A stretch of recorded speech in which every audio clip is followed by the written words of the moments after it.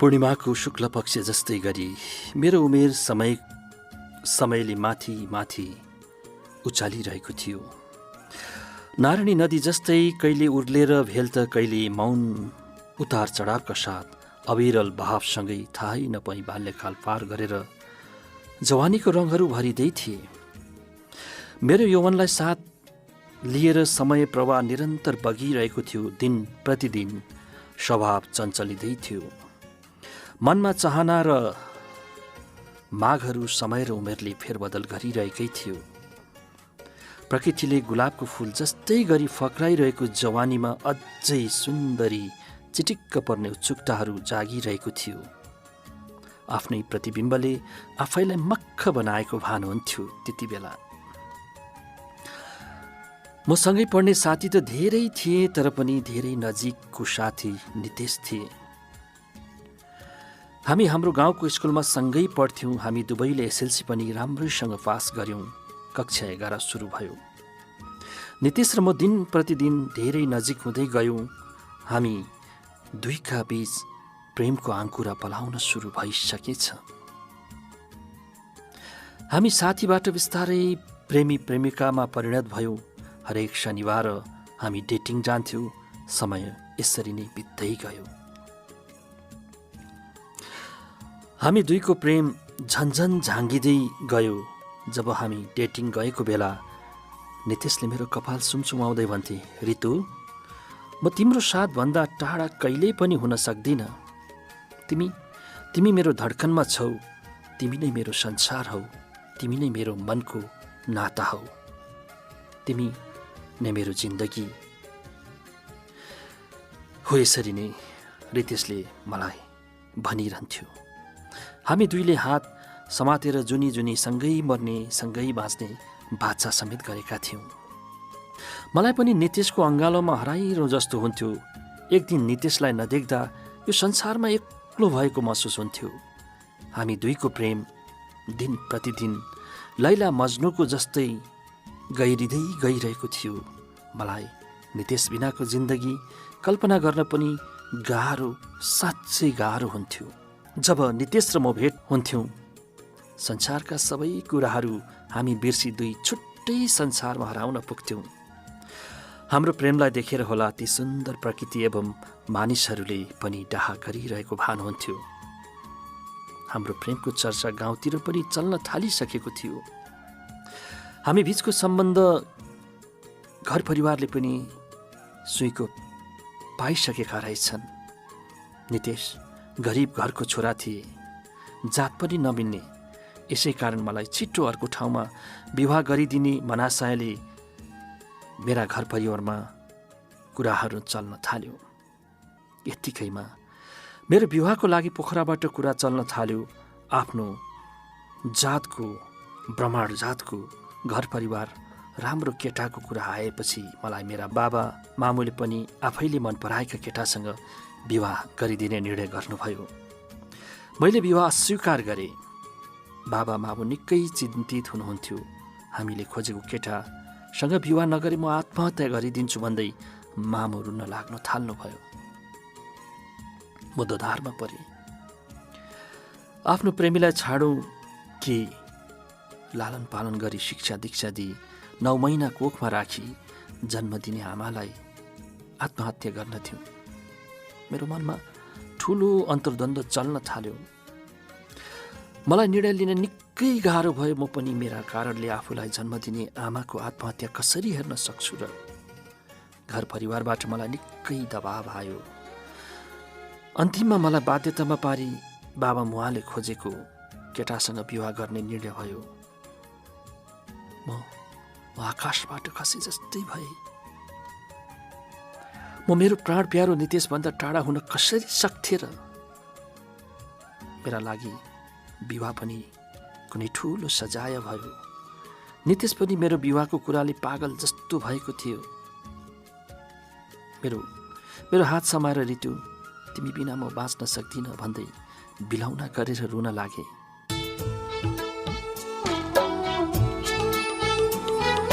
तिमी बिनाको जीवन सोच सोच्न सम्मानी म सक्दिन।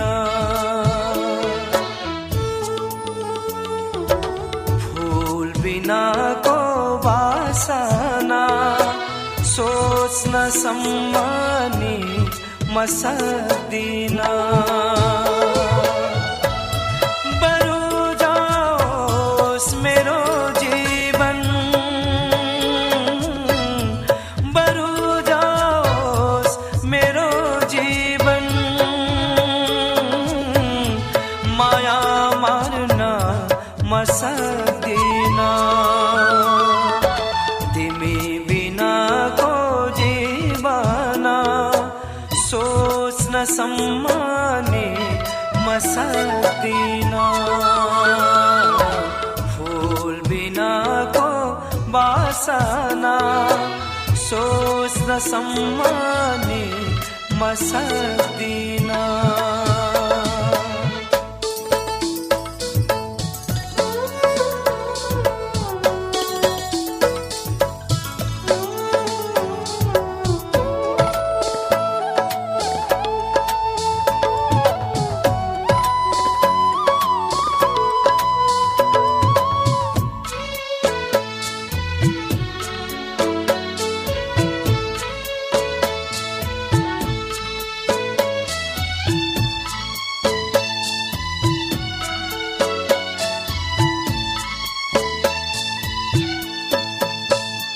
कसले देख्यो र देउतालाई,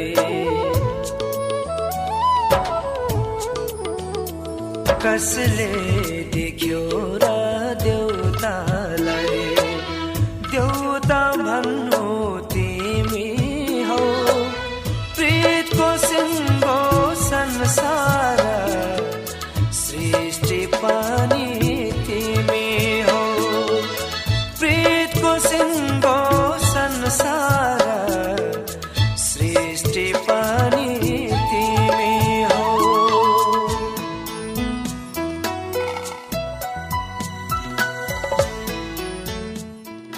म के गरौँ? मेरो जीवनमा ठुलो पहाड बनी आएको समस्यालाई मसँग कुनै विकल्प थिएन। मेरो मनभित्र उठेको आँधी बेहरीको उति ख्याल गरिन मैले। मेरो अनिच्छाको बावजुद पनि मेरो विवाह पोखराको सुमन नामको केटासँग तय भयो। विवाहको दिन तोकियो, विवाह पनि भव्य रूपमा सम्पन्न भयो। म सुमनकी बेहुली भए। म सुमनको घरमा बुहारी बनी भित्रिन पुगे। सबै घर परिवारले कति सुन्दर बुहारी, कति लच्छिनकी बुहारी भनी प्रशंसा गर्न थाले। मलाई देखेर सबै परिवारहरू खुसी थिए। सुमन पनि निकै खुसी भएका थिए। यतिकैमा राति भयो। मलाई सुमनको साथ सुहाग रात मनाउनु पर्ने भयो। बिचरा सुमन, उनको के नै दोष थियो र? उनले कस्तो सपना मनभरि बुनेको थिए होलान्। म र सुमनको एउटै बिस्तारामा रात बित्यो। सुमन मनभरिका आफ्ना भावना मलाई बर्साउन खोज्थ्यो, तर पनि म सुमनको न्यानो अँगालोमा बाँधिन सकिनँ। सुमनले पनि मलाई कुनै कर्काप जबरजस्ती गरेनन्। सुहागरात पनि निरस र अपुरो भयो। सुहागरातमा पनि म मेरो प्राण प्यारो नितेशलाई नै सम्झी तडपिरहेकै थिएँ। मेरो मस्तिष्कमा नितेशको बास थियो। कसरी म सुमनसँग सुहागरात मनाउन सक्थेँ र? नितेश बिना मेरो संसार अन्धकार भएको थियो। मुटु त एउटा हुँदो रहेछ, तर एउटा मुटु कसैलाई दिइसकेको थिए, फेरि कसैलाई दिन नसकिँदो रहेछ। मेरो मनमा उथल पुथल भुइँचालो गइरहेको थियो। ती पोखराका सुन्दर प्रकृतिले मेरो मनभित्रको उथल पुथललाई बुझ्न खोजिरहेको भान हुन्थ्यो। सुमनको अति सुन्दर महल मेरो लागि मसान घर जस्तै भएको थियो। मेरो आँखामा वर्षाको झरी जस्तै झरी बर्सिरहेको थियो। मेरो मन केही गरे पनि खुसी हुन सकेन। सुमन मेरो खुसीका लागि धेरै ठाउँ घुमाउन लैजान्थे। पोखराको सुन्दर प्राकृतिक र सुन्दर सहरभित्र म आफै हराइसकेको महसुस हुन्थ्यो। केही गरे पनि उसले म खुसी हुन सकिनँ। धेरै रातहरू सुमनको साथ यसै गरी बिते। म कहिल्यै पनि सुमनको न्यानो अँगालोमा बाँधिन सकिनँ। सुमन मेरो मन जित्ने धेरै कोसिस गर्थे। उनका मनभरिका भावना र चाहनाहरू मलाई वर्षाएका हुन्थे। तर पनि मेरा मनले सुमनलाई स्वीकार गर्न सकेन। यस्तै गरी 6 महिना बित्यो। सुमनका सिन्दुरले मात्र मलाई रङ्गायो। सुमनको निर्दोष भावनाले मलाई रङ्ग्याउन सकेन। म आफैले आफूलाई प्रश्न गर्थे, सुमनको विशाल एकोरो मायालाई मेरो मनले तिरस्कार गरिरहेछ। बिचरा सुमन के नै दोषी थियो र? मेरो नितेशसँगको फोनमा कुरा भइरहन्थ्यो। मेरो बेहाल देखेर नितेश निकै दुखी हुन्थे। ऋतु, तिमी सुमनको भइसक्यौ। सुमनसँगै खुसी भएर बस। म जतिसुकै घाइते भए पनि तिम्रो खुसी मेरो खुसी हो। ऋतु, तिमीले आफूलाई सम्हाल्न सिक, नितेशले सम्झाउँथे। तर पनि नितेशसँगको प्रेम झनै मेरो विवाह पश्चात नटुट्ने डोरी जसरी लम्बिँदै गयो, सागरसरी गहिरिँदै गयो। मनै मनको नाता अझै कसिँदै गयो। यत्तिकैमा मेरो बिहेको परीक्षा आयो। मैले चितवन माइती घरमा गएर परीक्षा दिनुपर्ने भयो। म माइत गएँ, परीक्षा पनि सकियो। मेरो नितेशसँग फेरि धेरै जसो भेट भइरहन थाल्यो। म फेरि नितेशको न्यानो अँगालोमा हराउन थालेँ। साँच्ची नै यस मनले नितेशको न्यानो अँगालोबाट अलग हुन चाहेन। पटक्कै चाहेन। हामी दुवै छुट्टिन नसक्ने अवस्थामा थियौँ। फेरि हाम्रो मिलन भयो। हामी दुवै सँगै जिन्दगी बिताउने निर्णयमा पुग्यौँ। म नितेशको घरमा नितेशकी जीवनसाथी भएर एकसाथ हामी बस्न थाल्यौँ। नितेशको साथ मेरो लागि स्वर्गसरी भयो। लाखौँ सपनाहरू हामीले बुनेका थियौँ। ती सपनाहरू बिस्तारै बिस्तारै पुरा भए कि जस्तो लाग्न थाल्यो।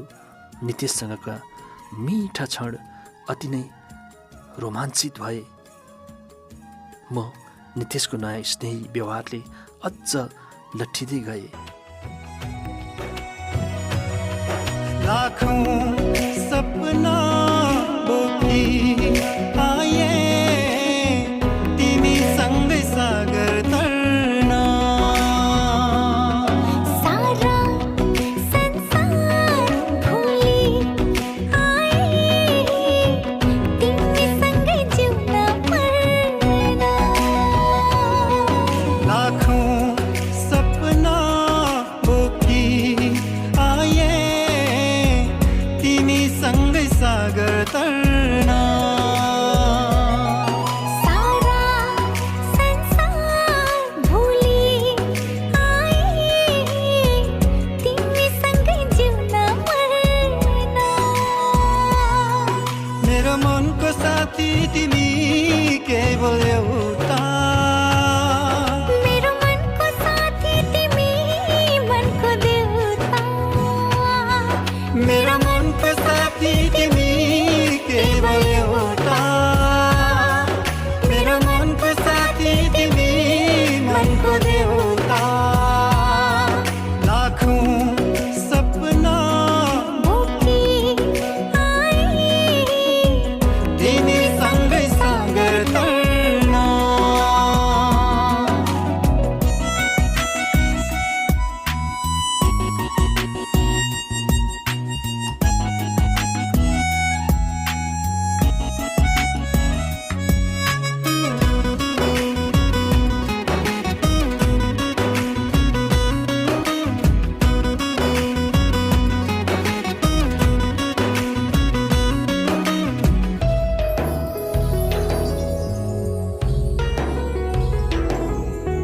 सोचेर हेर तिमी बिना, भोगेर हेर तिमी बिना।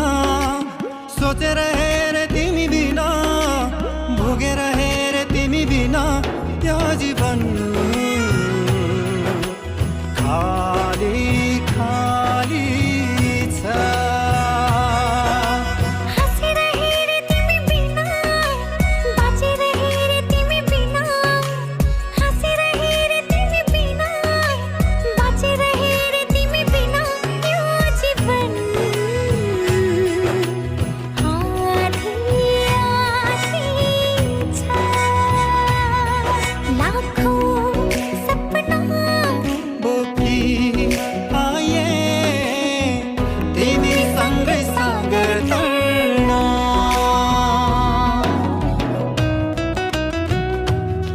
बिस्तारै बिस्तारै उनीप्रतिको सदाको लागि समर्पित भए म। यस्तै अति मिठो क्षण बिताउँदै थियौँ हामी। आखिर मैले मेरो जीवनको खुसी पाएँ। तर समाजका दृष्टिले म हेर्दा मैले सुमनप्रति घात गरिरहेको थिएँ। एउटा निर्दोष र अनजान व्यक्तिलाई धोका दिँदैछु भन्ने मलाई एक मनले भन्दथ्यो भने अर्को मनले आफ्नो खुसी पाएर म मक्ख थिएँ। म लामो समयसम्म सुमनको घर पोखरा नफर्केपछि सुमन मलाई लिन चितवन मेरो माइती घर आएछन्। त्यस समय म सुमनकी नभएर नितेशकी भइसकेको थिएँ। एक मनले त सुमनलाई धोका दिनु हुँदैन भन्थ्यो भने फेरि भावनाले नितेशलाई छोड्न समेत मानेन। सुमन म प्रतिको एकोरो प्रेममा गहिरिसकेको रहेछन्। बुद्धि र मनको कुस्तीमा मेरो जीवन मिचिँदै थियो। साँडेको जुदाईमा मिचिएको बाँचो जस्तै बनेर जहिले पनि मसँग ऋतु तिमी जस्ती अप्सरा जीवनसाथी पाउनु मेरो भाग्य हो भन्ने गर्थे। सुमनको एकोरो प्रेमले मलाई निकै नै आभारी बनाएको पनि थियो। तर के गर्ने, साँच्ची नै मुटु त एउटा हुँदो रहेछ अनि एउटा मुटुलाई दुई ठाउँमा बाँड्न पनि नसकिँदो रहेछ। 6 महिनाको सुमनसँगको साथमा मलाई सुमनले कहिले पनि मेरो इच्छा विपरीत कुनै दबाब दिएनन्। विधिपूर्वक विवाह गरेकी श्रीमती भए पनि मैले उनलाई लोग्नेले पाउने अधिकार उपभोग गर्न दिएको थिइनँ। उनले मेरो मन जित्न निकै कोसिस गरेका पनि थिए। तर पनि मेरो मन मुटु कहिले सुमनलाई दिन सकिनँ, कहिले मेरो माया दिन सकिनँ सुमनलाई। आखिर म आफ्नै प्रेमी नितेशसँग साथ हुन पुगे, नितेशको प्रेममा रमाउन पुगे, नितेशको अँगालोमा हराउन पुगे, नितेशसँग जिन्दगी बिताउने निर्णय समेत गरे। यो सबै कुरा सुमनलाई थाहा भयो।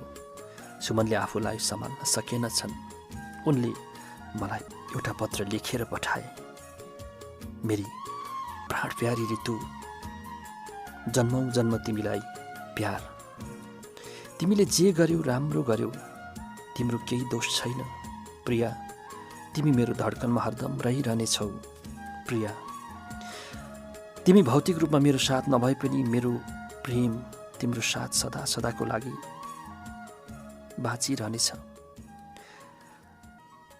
मेरो सम्पूर्ण सम्पत्ति ऋतुलाई दिनु ऋतुको कुनै दोष छैन भनी बा आमालाई सम्बोधन गर्दै लेखेको पन्नाको पत्र सिरानीमा राखेर विश्ववन गरेर उनी सदा सदाको लागि यो संसारबाट बिदा भएछन्।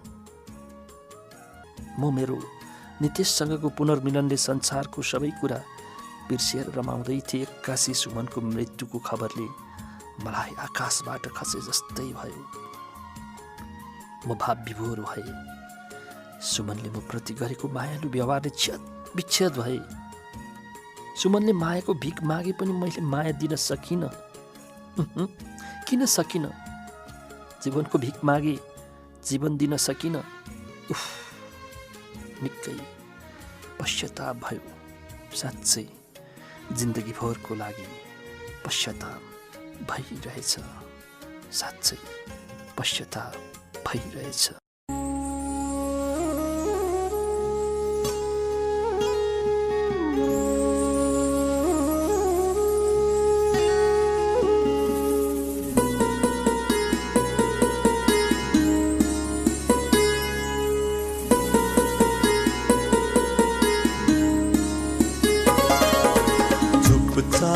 बस तिमी कहीं पश्चातापको आगोले जलाउला।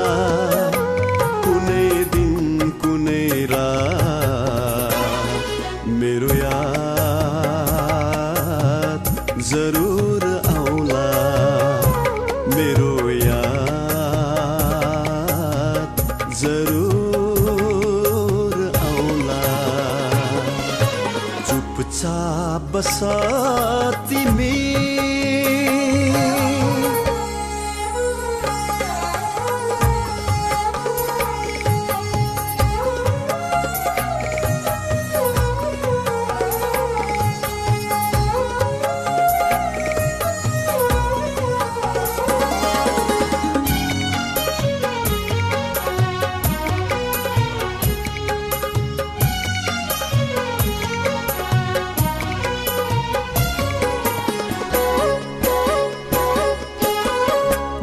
नदेखिने घाउ चिनो छोड्यो मेरो निरोगी छातीमा नदेखिने घाउ चिनो छोड्यो मेरो निरोगी छातीमा दुश्मन भए दुई मुटु हाम्रो अभिन्न साथीमा हो अभिन्न साथीमा चुपचाप बस तिमी कहीं पश्चातापको आगोले जलाउला कुनै दिन कुनै रात मेरो याद जरुर आउला मेरो याद जरुर आउला चुपचाप बस तिमी